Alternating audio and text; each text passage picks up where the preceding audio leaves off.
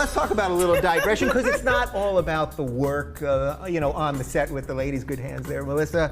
I want to talk a little bit about how you guys interact with fans, how social media plays a part in what you do. And what's pretty cool is that Jack A and I are sitting here because I was harassing you on Twitter enough for you to follow me, and now we're tweeting once or twice a week. And obviously, well, can we tell you? Yeah, go ahead. Dave is responsible for me being on Twitter. For years, he kept on saying you need to get on the Twitter. And what did you say? I was like, no, Me no, too. I'm so scared of it, no. And we kind of made a deal that I would get on Twitter and you would move to LA. That was pretty much like the same. Yeah. It was in that conversation, Yeah. I think, that we both had made that decision. I really didn't want to. Me either. You didn't? No, because everybody knows where you are, your business. But my girlfriend, Eva Marcel, she told me, I said, why do you do it? She said, because it keeps you current and relevant. I was like, what does that mean? What's that? And she's right. We wouldn't be sitting here now. But it keeps you right in the now of the moment. You know? And you have to be a curious person to be on Twitter. You can't just be on there just to get fans. Yeah. It really doesn't work that way, or to get fans to watch your stuff. You really have to know what you're talking about. Yeah. Otherwise, people know that you're not that bright, or you're just a liar. And you can't be a liar, which I have just found out. When you lie, it really does catch up with you. Do you know what I mean?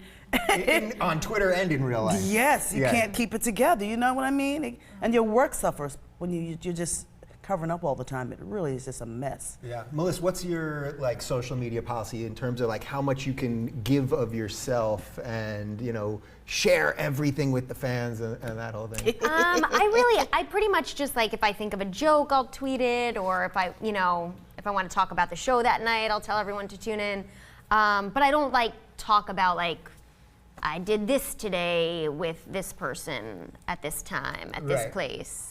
And this is my blood type and my social security number. I'm kind of very all right, I'm gonna tweet this now because I had this idea. Yeah. But I'm not on it a lot. Now, Jack, hey, you give a lot of very personal, sort of heartwarming advice. Where did that come from? From me wanting to be a mentor to young ladies, specifically from age 16 to 54. Yeah. And I say that specifically because sometimes you look across the table and you're the only woman, like that book Lean In by Sheryl Sandberg.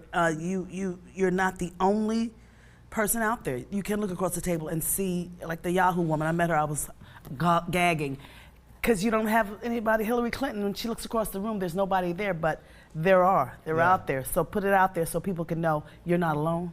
You know what I mean? So don't feel like, oh, and you come in your room and I know you close your door and you go, because it'll beat you down, because the husband, the children, and women feel guilt. And I'm telling them, feel guiltless. Yeah. It's harder, but you know, if you're successful, you're going to be alone. Even if you're married, because you're going to be in that hotel room after a gig, at some point by yourself having to deal with something dreadfully lonely, which is, oh, where's my check? And, you know, I mean, things. But now you have Twitter to keep you connected with the world. Yes, it keeps you connected so you don't go into some pit of self-pity sometimes, you know?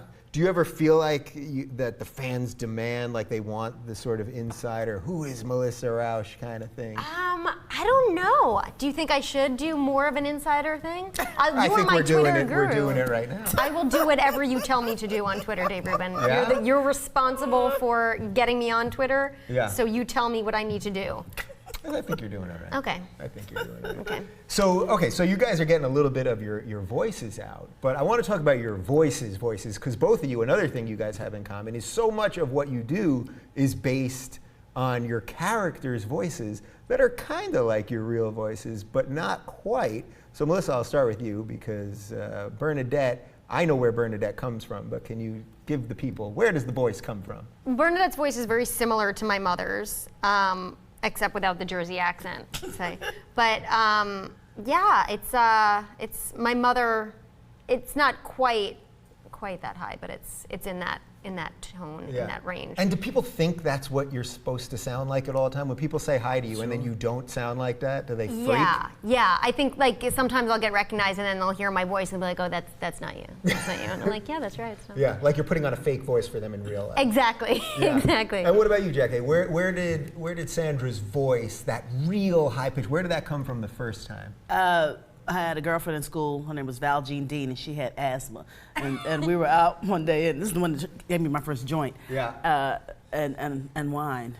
Anyway, Boone's Farm. Y'all don't know nothing about that. Anyway, it was cheap wine, and we were out, and it was Christmas, and it was cold, and we were outside smoking. I'm like, oh, I'm so cold. She's like, chestnuts roasting on the open fire, cross nipping at your ass. And I never forgot that. And Lucille Ball and Mae West. So it's the combination of all three. Yeah. And the walk just came from, I don't know, one day my skirt was so tight.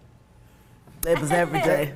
I just, and they laughed and they said, do some more. And the late, great Brandon Tartikoff was my angel. So I talked to you earlier about angels. Yeah. He gave me the job because I was not going to get the job.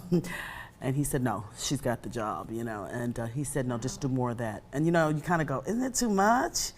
No, and Byron's like that now. Do that, because people won't tell you to do that. Because I can tell you from your character from the first time, you've definitely evolved. I can see it because they want you to do more, and they've written it for you. You know what I mean? Otherwise, you might have held back. You think, you know what I mean? Mm-hmm. You might have been okay.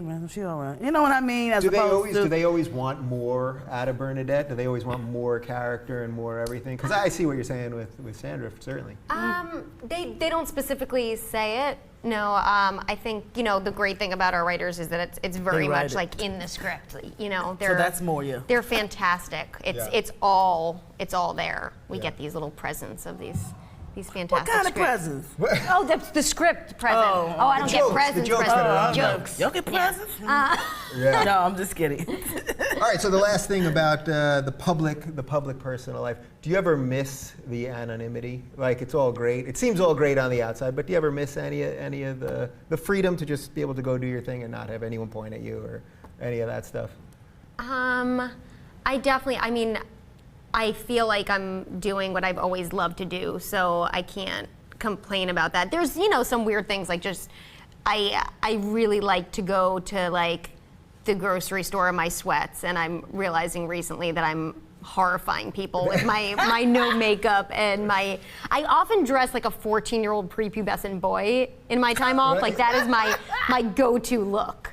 Which is what exactly? It's like a baseball hat. Actually, when I lived in New York, I was walking to do a show one night, and it was like, I was walking, I think, from my apartment on the Upper East Side to one of the clubs, and I was in a baseball hat and a jean jacket, and I had a book bag on, which is like basically how I would like to dress all the time.